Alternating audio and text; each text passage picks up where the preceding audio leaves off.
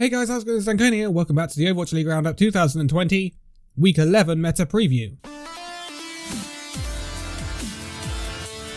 So, Week 11 is going to be an interesting one for the hero pools because we are actually going back to a hero pool pretty much that we have had before. So, this week will introduce some very interesting bans that will shake up the meta because it is very similar to the bans in which we saw in Week 5. So, Week 5 was the first time that we had hero pools implemented, and it was back when actually we had homestands. This was held at the Anthem in Washington, DC, and it's when we saw McCree, Widowmaker, Reinhardt and Moira banned. Well, actually, this week's hero pool is very, very similar. So, starting off with the supports then, and this is where it differs slightly, this week we will have Brigitte banned. Now, Brigitte has seen quite a bit more playtime. People are basically alternating between either playing the Lucio or the Brigitte, depending on the composition they decide to run.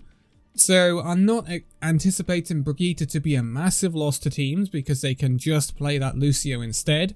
So I think Brigitte will be the least impactful of the heroes banned this week.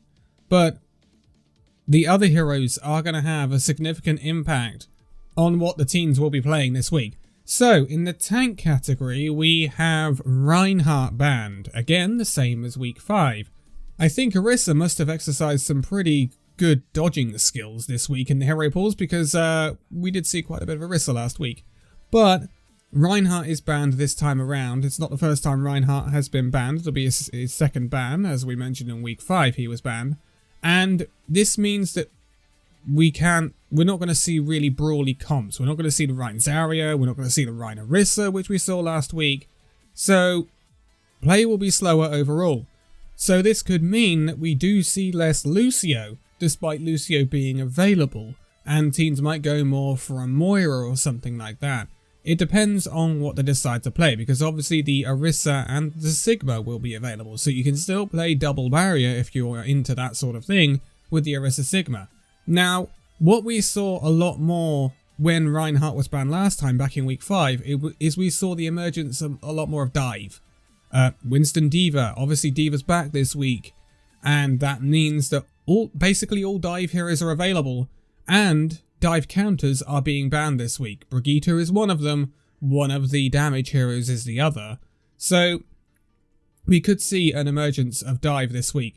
And something we have to take into account is that in Week 5, we didn't see the Chinese teams. They hadn't played yet. This week, we will see the Chinese teams. We will see Hangzhou, Guangzhou, Chengdu, and Shanghai. And we could see an incredible amount of dive.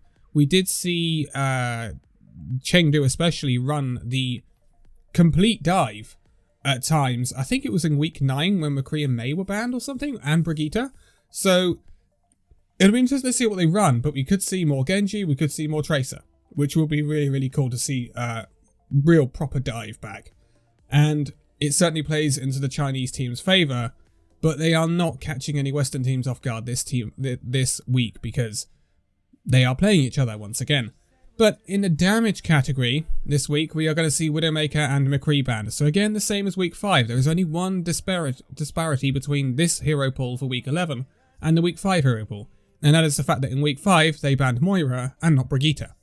So, obviously, when we saw double Hitscan taken out of the pool last time, it really did shake things up because no McCree, no Widowmaker. That's the two best Hitscan heroes right now. The two heroes with the least time to kill ratios. And that means that the teams are going to have to shake things up. Now, what we saw happen last time in Week 5 is that we saw the Soldier 76 a lot. Hence, he got banned in the next week. But Soldier 76 made a massive comeback in Week 5 due to the banning of McCree and Widowmaker. We also saw some Ashe. We did actually see Ashe last week from Surefort on the Toronto Defiant, but not much, obviously, only on that Numbani defense.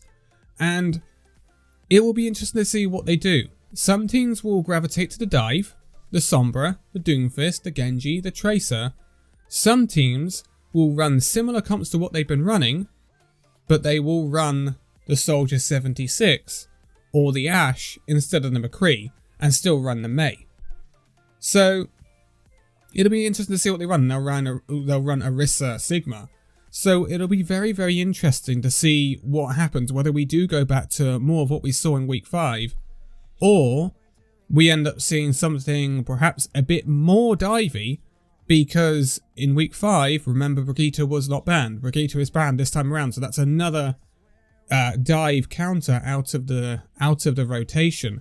So this is going to be an interesting week, and I'm really interested to see what the Chinese teams will do with this sort of hero pool. I think this is certainly a week where the Chengdu Hunters are going to love it, because they can play the Winston D.Va, they can play the Wrecking Ball D.Va, but not only that, they can roll out the Genji, they can roll out the Tracer with less chance of being countered to the point where they're ineffective.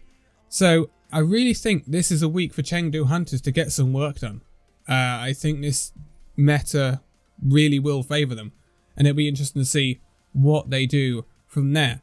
But that is the meta preview for this week. Again, it's been a pretty short one because we have seen this meta before. It's interesting, and remember that these heroes will also be banned on competitive ladder. So, and in open division as well. So, it'll be interesting to see what people do. It will be interesting to see what people do.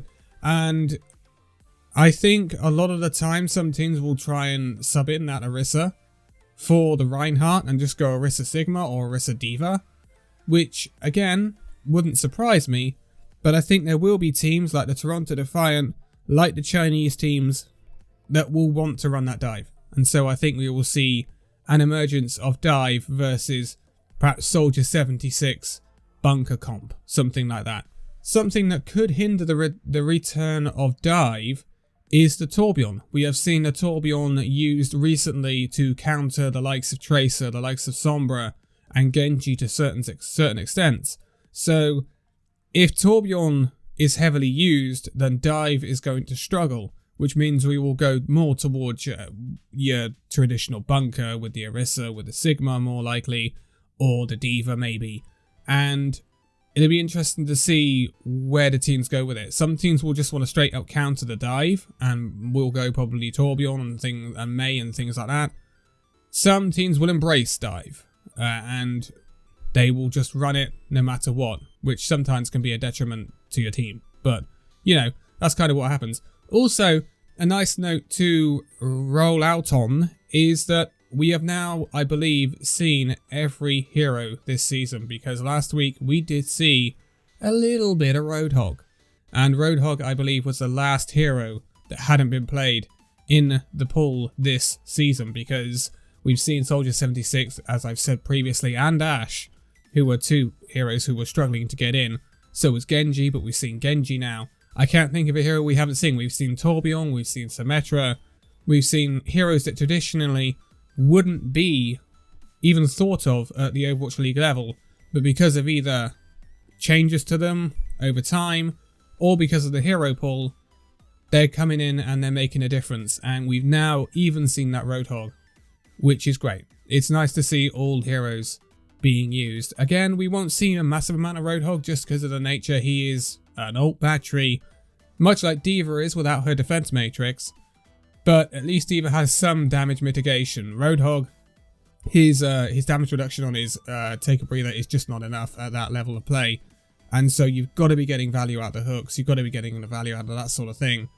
Otherwise, Hog is just not viable. He is the worst tank in the game at the pro level, and I think he will remain like that for quite a while. But that is going to be it for the meta preview for week 11, coming out a bit earlier than usual due to the change in the schedule. Talking of the schedule, there will be the preview of the fixtures for week 11 coming out a little bit later on today, because I have to get it out, because the first games are going to be early, very, very early in the morning, Friday morning for me, so that's great.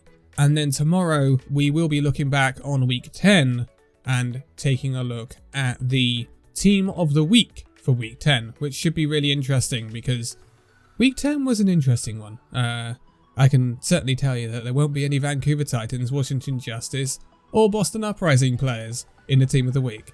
But for now, thank you guys so much for watching this video. If you liked it, give a like, subscribe if you're new, and I will see you in the next video. See you then.